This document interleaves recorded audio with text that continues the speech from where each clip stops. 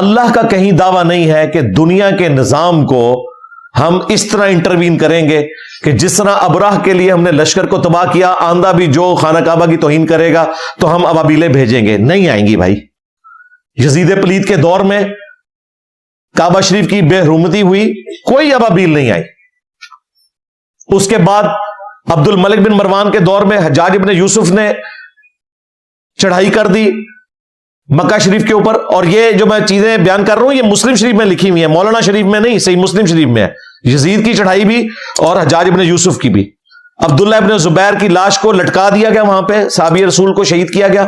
منجنیق سے حملے ہوئے کعبہ شریف کے اوپر، کعبہ شریف کا غلاف جل گیا یزید کے دور میں، اور بعد میں تو اس کی دیوار بھی ڈیمیج ہوئی. عبد الملک بن مروان کے دور میں کوئی ابابیلیں نہیں آئی ہیں. اللہ نے گارنٹی اس اعتبار سے نہیں لی ہوئی. باقی یہ جو اللہ تعالیٰ کہتا ہے انا کفیناک المستہزئین، تو اس سے مراد یہ ہے کہ نبی صلی اللہ علیہ وآلہ وسلم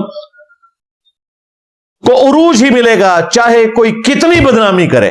پچھلے 100 سالوں میں 60,000 کتابیں رسول اللہ کے خلاف لکھی گئی ہیں. دنیا میں کسی انسان کے خلاف اتنی کتابیں نہیں لکھی گئی. ہم تو 60 کتابوں کے بھی جواب نہیں دے رہے، لیکن ان 100 سالوں میں جتنی تیزی سے اسلام پھیلا ہے پچھلے 1300 سال میں نہیں پھیلا، اگر آپ کوانٹٹی اس کی میئر کریں. کئی ایک ریزنز جمع ہو گئی اس میں، مسلمانوں کی آبادی میں اضافہ بھی ہے، کرسچنز کا اسلام قبول کرنا بھی ہے.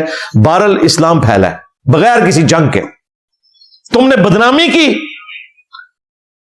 ٹوئنز ٹاور کا اٹیک ہوا، تم نے اسلام کے خلاف پروپیگنڈا کیا، اسے دہشت گردی کا مذہب ڈکلیئر کیا، اسلامو فوبیا عام ہوا، لیکن اسلام کا گراف اوپر ہی جا رہا ہے. اور یہ میں نہیں کہہ رہا، 2009 کی آلموسٹ بات ہے. کلنٹن جو پریزیڈنٹ تھے امریکہ کے، 2 دفعہ رہ چکے ہیں، جب پاکستان آئے جیو پہ ان کا انٹرویو تھا، اس کی یوٹیوب پہ ویڈیو رکھی ہے، اسلام از دا فاسٹسٹ گروئنگ ریلیجن ان امریکہ. وہ کہہ رہے تھے اسلام سب سے تیزی سے پھیلنے والا ریلیجن ہے امریکہ میں. تو اللہ کا شکر ہے نبی صلی اللہ علیہ وآلہ وسلم کی گستاخی کرنے کے مقابلے پر اللہ تعالیٰ اپنے نبی کا دفاع